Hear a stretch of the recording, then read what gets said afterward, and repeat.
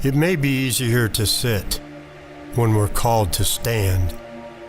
It may be easier to roll over when we're called to fight. It may be easier to shrink back when we're called to be undaunted. But that's not what we're called to be. That's not how the future changes. That's not a story worth telling. Some say courage comes from the outside, from an anger at what's gone wrong. Some say courage comes from within, from a desire to do something great. But desire fizzles out, and anger grows weary. Others say courage comes from above. I won't be scared. I won't grow weary. I won't give up. Just show me how.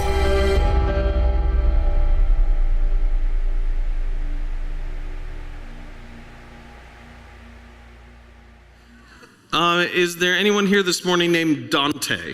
Anyone named Dante? Because you may have to leave. Because we're undaunted. Undaunted. I got more jokes. Anyone want more jokes?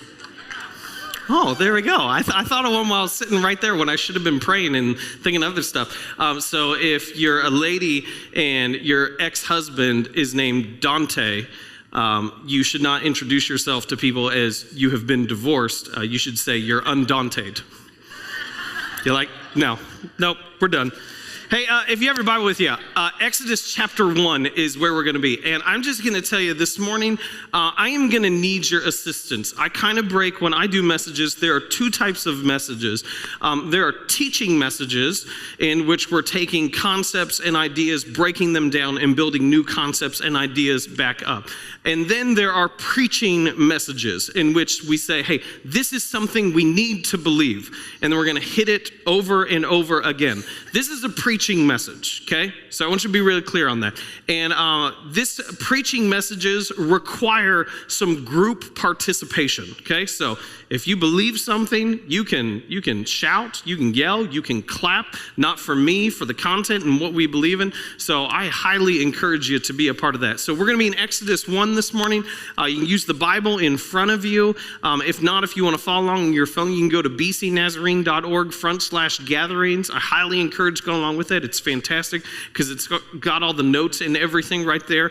But we'll be there in just a little bit. First off, have you ever had a time where you're like in a situation or a moment or a conversation and it is just like so weird that you're convinced this must be being filmed? Like something's taking place and you're like if it was 20 years ago, you'd be like, is this candid camera? Like, is this, now we say like, am I going to be on YouTube? Is that what's taking place? Because this is too strange for this to be real life. I had one of those moments a couple years ago. My wife and I, we went to a wedding. And after the wedding, we go to the reception and we're sitting across from a couple who we didn't know super well, but we knew that this couple had had some significant tension and problems and struggles within their marriage. So I was like, hey, this is great. We'll sit across from them. We'll get to know them. We'll get to hang out. Maybe we'll be friends. This will be a good thing that we're sitting across from them.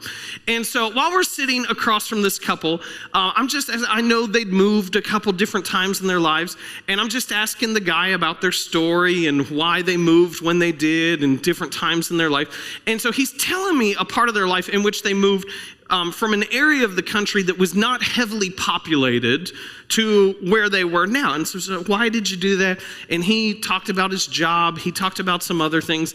And then he said this last thing, which was a weird statement. He just said, and there were a lot of wild animals where we lived. Like there were a lot of bears.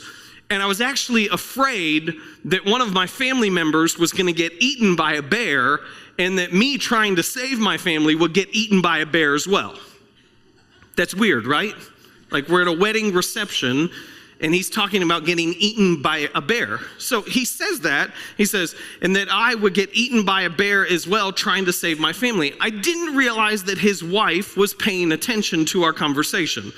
But when he said that last statement, I would get eaten by a bear as well trying to save my family, she goes, Yeah, right. And I'm just like sitting there like, what? And he looks at her and he goes, what do you mean by that? She goes, yeah, right, like you would get eaten by a bear trying to save your family. What are you saying? I'm saying you'd run ahead from the rest of us and let the rest of us get eaten by a bear. I would not. Oh, yes, you would. You know that we're slower than you are, and you would use that as an opportunity to save yourself.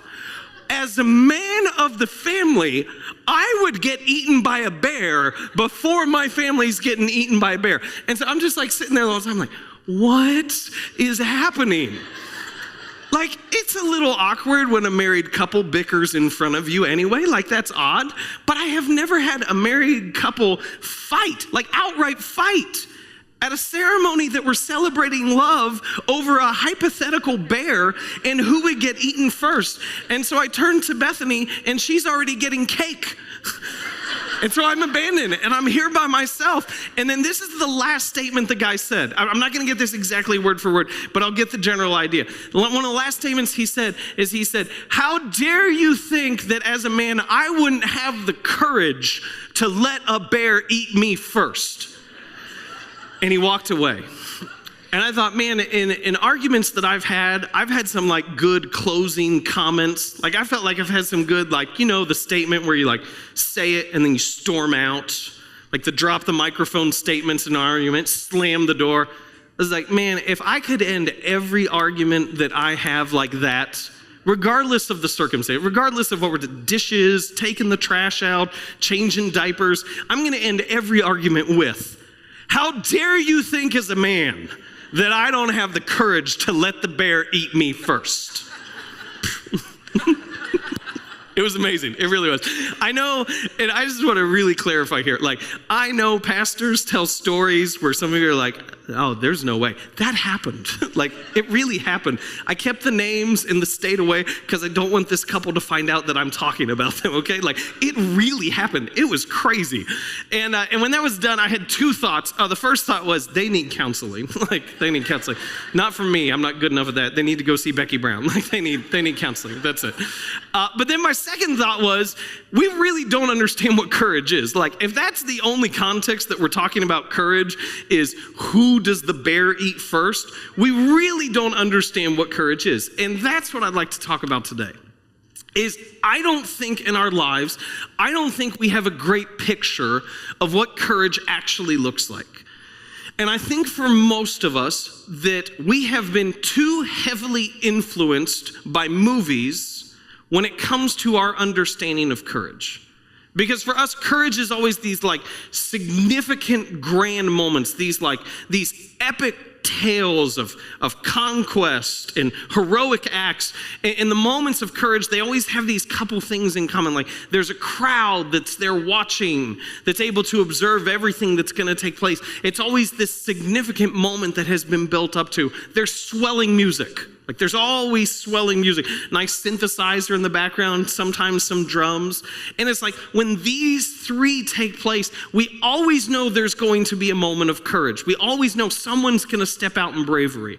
I don't know about you, but in my house, there's usually a crowd. They're usually not watching to see what I'm going to do. They're usually watching to see how I'm going to mess up. There's no swelling music. Like there's no swelling music in my everyday life in terms of those moments. If there was, I would know it was time to be brave. But like I don't have those things in my everyday life. And so the thing that I've realized and observed that's happened is there is this incredible lack of courage in our everyday lives. And in our culture, we've really reduced courage down to two arenas. You can be courageous in battle, and you can be courageous on the sports field. And that's about it. And there's no understanding of what does it look like to be brave in my marriage? What does it look like to be brave in my relationships? What does it look like to have courage in my career? What does it look like to have courage in my life? And we don't understand what courage looks like in the everyday. And it's having an effect. In studying for the series, I came across this list of articles that talked about bullying in school. And for years, schools have tried to address the problem of bullies. And one of the things that they originally tried is they attempted to teach students how to identify a bully. How to identify a bully. Just as a quick note, and not mean to be too mocking of this, in junior high, did you have difficulty identifying bullies? I knew. I knew who the bullies were. It was like we tried to identify bullies, and then they realized that didn't work. And so this is what they realized the problem was. They said the problem with bullies is not necessarily just the bullies themselves. The problem is the bystanders. That we have all these people who are standing around who aren't doing anything to stop it. And so schools started teaching what they called the bystander revolution. And this is what the bystander revolution, this is the idea behind it, is that if we can teach students courage, then maybe we'll make acts of bravery more common. If we can teach students what it looks like to be courageous day in and day out, then acts of bravery will become more common. Now, I don't think the problem that we're addressing here this morning is necessarily bullies, although it could be.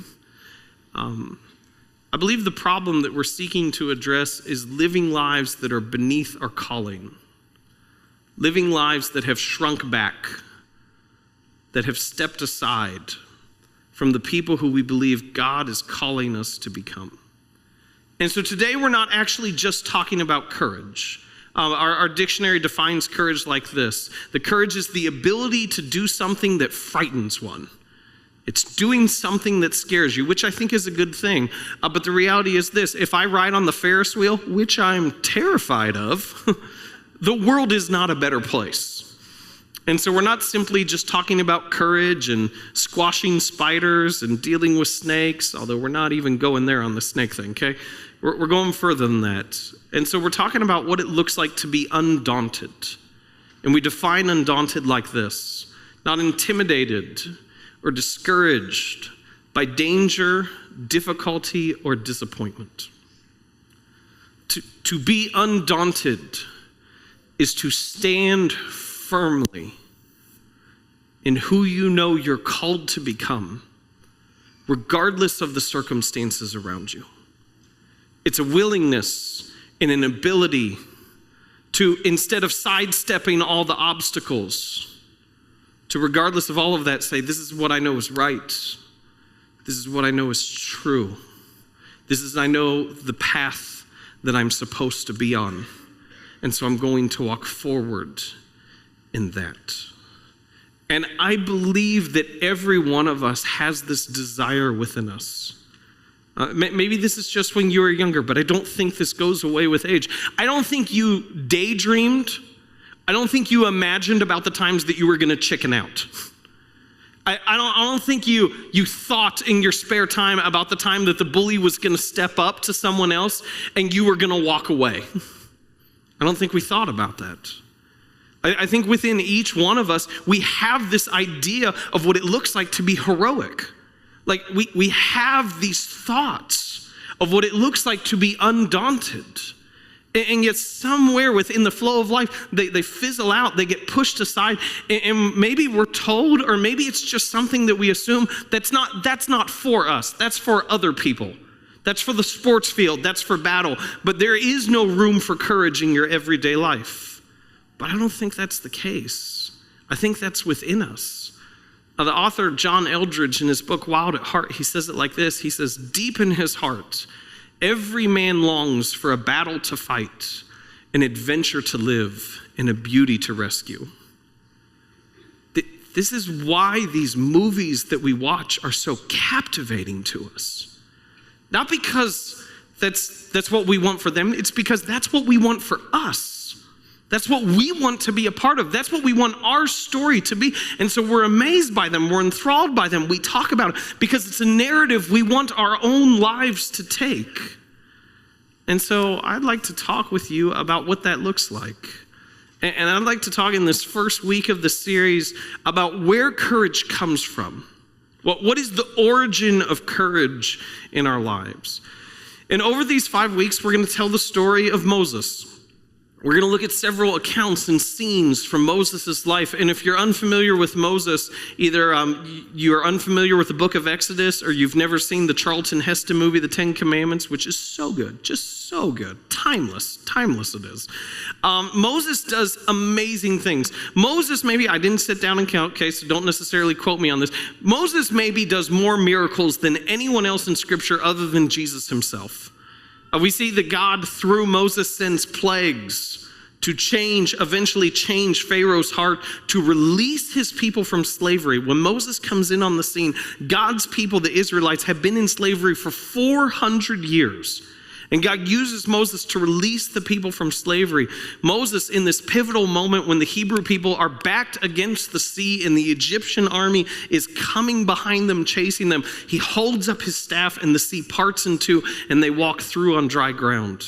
It's through Moses that God sends food, and Moses strikes a rock for water to come out for the Hebrew people so that they're fed and so they don't starve and thirst to death. So Moses does amazing, amazing things.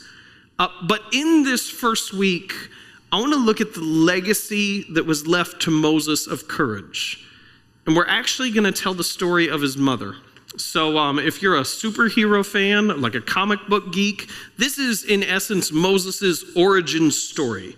There is no spider bite, okay? There's nothing like that. But this is Moses' origin story. And what takes place leading up to it is the Hebrew people continue to grow. While they're in slavery by the Egyptians, they continue to multiply. And so Pharaoh gives this command to all the midwives. He says, hey, listen, when these Hebrew women, when they have a baby, if it's a boy, you need to kill him. The girls, you can let them live, but you need to kill the boys because they're going to outnumber us and they're going to take over our people. But it says the midwives feared God, and so they didn't do that. And so Pharaoh gave a new command, and this is the command he gives in Exodus chapter 1, verse 22. It says, then Pharaoh gave this order to all his people: throw every newborn Hebrew boy into the Nile River, but you may let the girls live.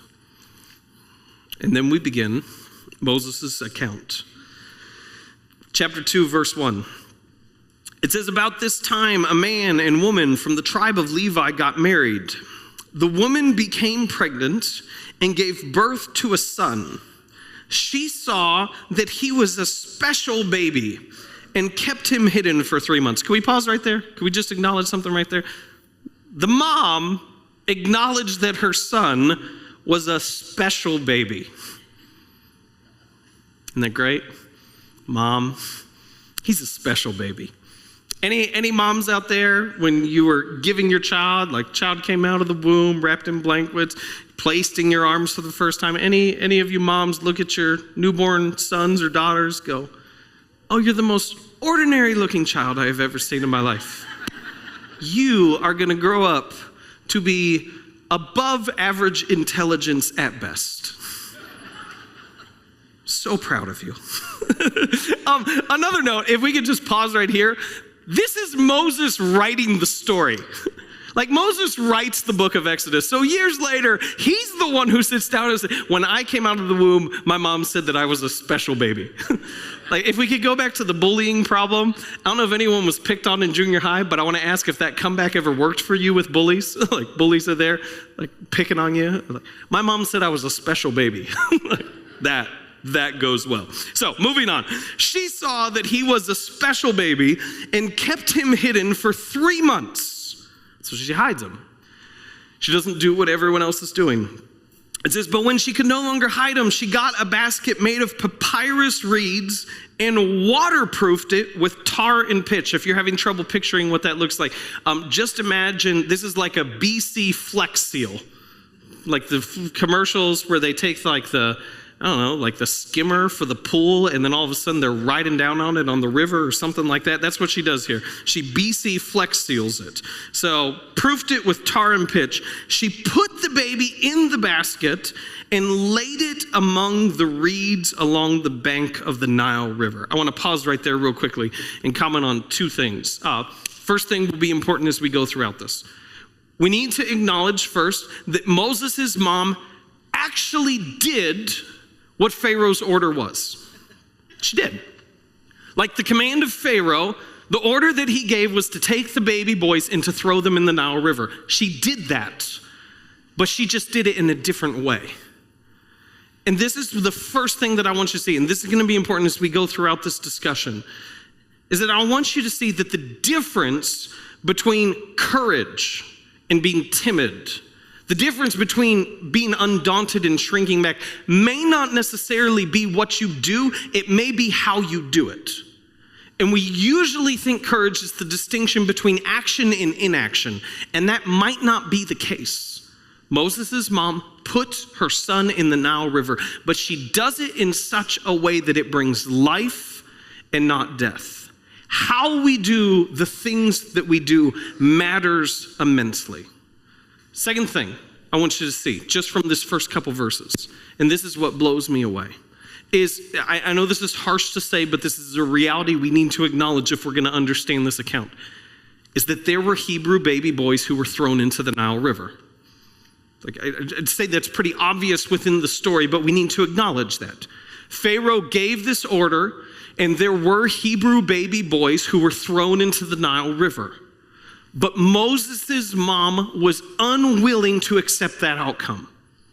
And I think that is so important to understand here early on, is that while the circumstances of her life would say, this is a terrible time to have a baby boy, this is the worst time in history to have a newborn son, because he's going to have this outcome. Moses' mom says no.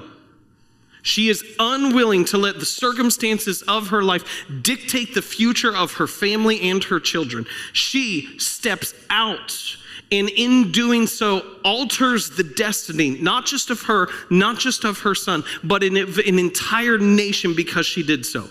This is the important moment of courage that we need to acknowledge. If she is unwilling to simply say, things happen, she is unwilling to go, it is what it is, she does something about it. And I want to show you what happens because of it. Picking it up in verse 4, she places the baby in the Nile River. It says, the baby's sister then stood at a distance watching to see what would happen to him. Soon Pharaoh's daughters came down to bathe in the river, and her attendants walked along the riverbank. When the princess saw the basket among the reeds, she sent her maid to get it for her. When the princess opened it, she saw the baby. The little boy was crying, and she felt sorry for him. This must be one of the Hebrew children, she said. Then the baby's sister approached the princess. Should I go and find one of the Hebrew women to nurse the baby for you, she asked. Yes, do, the princess replied. So the girl went and called the baby's mother. Take this baby and nurse him for me, the princess told the baby's mother. I will pay you for your help. Isn't this good? This is good. Like, she goes, not only does she save her son's life, but she is now getting paid to raise her own child. This is a good deal, moms, is it not? She's getting paid to raise her own child. It says, so the woman took her baby home and nursed him. Later, when the boy was older, his mother brought him back to Pharaoh's daughter, who adopted him as her own son. The princess named him Moses, for she explained, I lifted him out of the water. Look at the outcomes of this story. Look at what takes place. Moses could have been thrown into the Nile River, and we would have never heard of him again. But instead, because his mom stepped out in courage, she is paid to raise her own child, and then he lives in the palace for the rest of his life. That's a good deal, is it not? Like, if you're picking between, that's not like a, back and forth, like death of her son, paid to raise your own child, and he lives in the palace for the rest of his life. Like, that's incredible that that takes place, that is the outcome of her courage. But this is what I want you to see. That's not why she did it. Like, Moses' mom isn't back there devising this plan. All right, let's think. Here we go, honey. How could I get paid to watch you because you're such a special baby and you end up in the palace for the rest of your life? How is this going to work out? That wasn't what she was about. That wasn't her focus. Her motivation is really, really simple, and I almost feel silly stating this to you because it's so obvious, but we need to acknowledge it. Her motivation is that she loves her child, right? Like she loves her child enough that she's unwilling to accept that outcome from him. She loves her child enough that she's willing to say, although Pharaoh may have ordered this, I will not let this happen. I will do something different. Circumstances will not dictate your future. I will alter your destiny in this moment. And that's something we need to understand, because I think for most of us, we believe that courage comes from anger. Courage is about getting fed up. Courage is about getting mad. Courage is about telling someone off. But Moses' mom shows us something different, that the root of courage is not anger. The root of courage is love. The root of courage is love. It's about caring about something or someone so deeply and so passionately that you are emboldened to do something about it. Now, this is the preaching part. This is the reminder part. Is if anything else this morning, I want to remind you of one simple thing. Is that there are things in your life that are worth fighting for.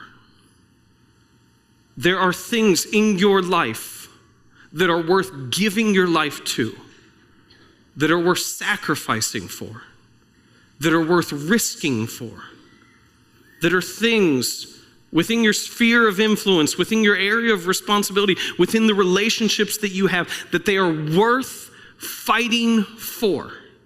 And just to be clear, I'm not saying fight with, I'm not saying fight against, I'm not saying put your fists up, I'm not saying tell someone off. That's not what we're talking about.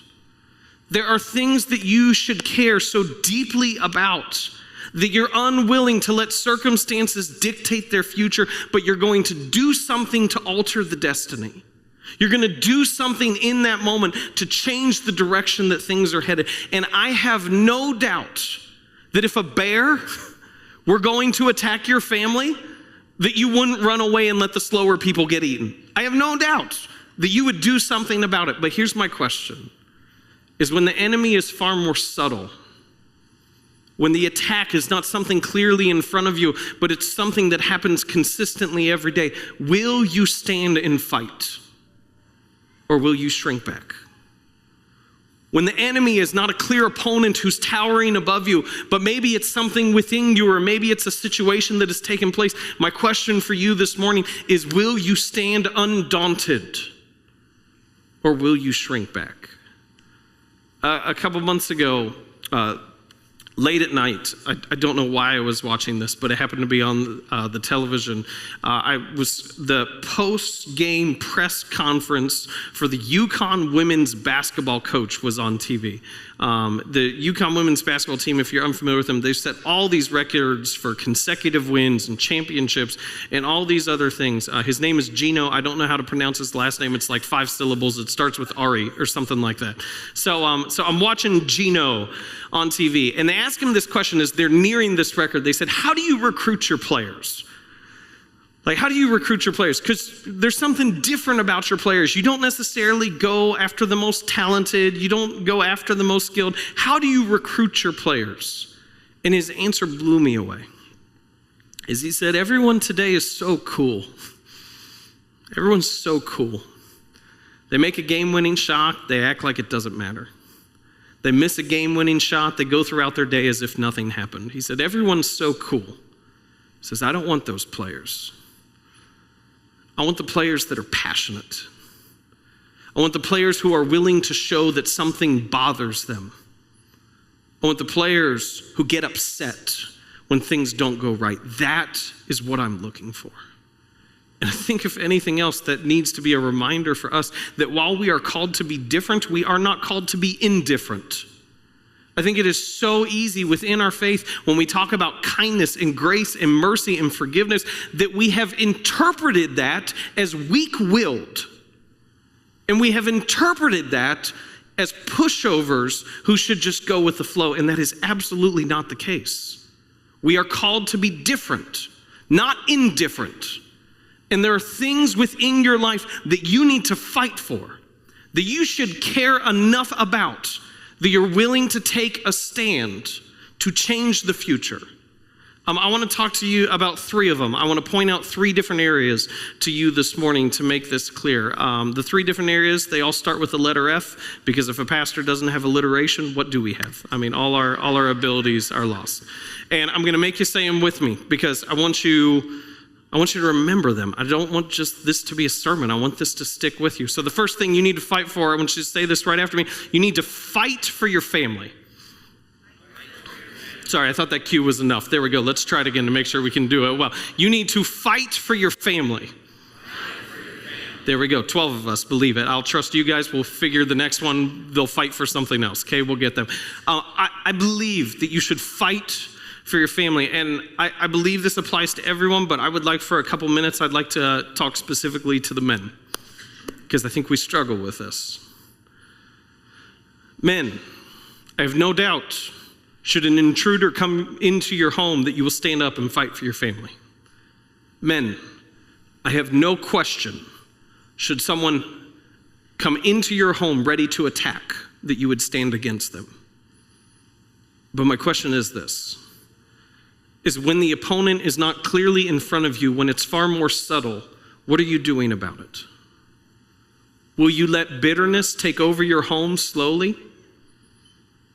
Will you let anger and frustration permeate those who you care about? Will you let a lack of forgiveness cause a bridge and a divide between those who you love? Like, I get it. If the bear is there, you'll fight. But will you fight when it's every day? Or do you make the mistake that we have so often made, and that is when you return from home from work at the end of the night, you pull into the driveway and the garage door goes down, do you clock out? And do you give the rest of your life the best instead of your family? I too often find myself in a circle that I lead at work, but I don't lead at home. See, when a problem happens here at church, I have conversations, I talk to people, I lead. When problems happen at home, I bark orders. That doesn't work. I know it doesn't work in my work, but so often I find myself succumbing to that within my home. And that's not what it looks like to lead. That's not what it looks like to fight for your family. And so my question, men, are you willing to fight for your family? Are you willing to lead in those moments when the last thing you want to do is step up? Because that's what it looks like to be undaunted. That's what it looks like to have courage at home. It's not reserved just for the battlefield or the sports arena. It happens within your living room, within your kitchen. It's the difficult conversations that you choose to have when you'd rather skirt around them. We need to fight for our family. Second thing that we need to fight for, let's see if the repeat after me will get a little better. I apologize if my cues were off. Second thing you need to fight for is you need to fight for your future. There we go. We're getting it. We'll get it better as we go. Fight for your future. If you're a note taker, here's something to write down. This will blow you away. You're going to say, this is the most brilliant thing that has ever been uttered within a church service in the entire history of mankind. So, you ready for it, note takers? Here we go. I hope I'm not overstating this. I don't think I am. If you don't plan for where you're going, you will end up somewhere on accident. It's good, right? They're like, whoa, that's amazing. If you don't plan for where you're going, you will end up somewhere on accident. Like, we know this, right? Like, I don't get in my car. I never know where I'm going. I'm terrible with directions. So I always pull out my GPS, even if it's the simplest place. I'm just like, I'll meet you at that restaurant. I'm like, okay, I'll type it in. No, it's like right there. Trust me, I trust this guy even more. Like, I'm gonna type it in. I don't like type in where I'm going anywhere I want. I have to give it a destination, so I end up there on purpose to where I want to go. But we don't apply this to our lives ever. And this is what happens, is we don't plan for where we want to be, and then years later, we end up somewhere where we don't want to be, and we go, how did I get here? It's really obvious. If you don't plan for where you're going, you will end up somewhere on accident, and it will most likely be in a spot that you don't want to be. And so this is what I want you to see. Moses' mom altered the destiny of a nation through her courageous action. You have no idea what hangs in the balance for your future. You have no idea what hangs in the balance for your future. I don't care how young you are. I don't care how old you are. If you are still here, my belief is that God has a purpose for your life. When there is no longer breath in your lungs will be the day that God no longer has a purpose for you. But if you're here, you have a future that matters. And so get there on purpose. Decide where you're going to be in advance so you don't end up somewhere on accident. I believe you need to fight for your future. And third thing that we should fight for, repeat after me, we need to fight for our faith. The author, David Brooks, he's got this incredible work titled The Road to Character. And in the introduction of his book, he talks about this idea, the difference between resume virtues and eulogy virtues. He describes it like this. The resume virtues are the talents and the skills that you acquire that make you productive in your work. Eulogy virtues is how people remember you. It's your character. And it's the things deep within you that change the people around you. He said at the end of the day, every single one of us would agree that eulogy virtues matter more than resume virtues. And then he makes this confession. He says, but I've spent most of my life pursuing resume virtues. I've spent most of my life pursuing the things that I know don't matter. And so I want you to know, your character matters. The person who you become matters. The person who you become is infinitely more important than the things that you do. And so your faith matters. And it doesn't grow on accident. You don't become transformed because you got lucky. It happens on purpose. And so you have to fight for your faith. You have to be willing to engage and to discipline yourself. If you want to be the person who God has called you to be, that there are things in our lives that we should be willing to fight for. This is the legacy that Moses' mom left him. She left him a legacy of courage. And this is what I want to show you, is this is what Moses passed on to those after him. I want to invite the band to go ahead and come up, and we're going to sing a song in just a second. But I want to show you first some of the last words that we have recorded in Moses' entire life. So Moses does this. He's lived 120 years.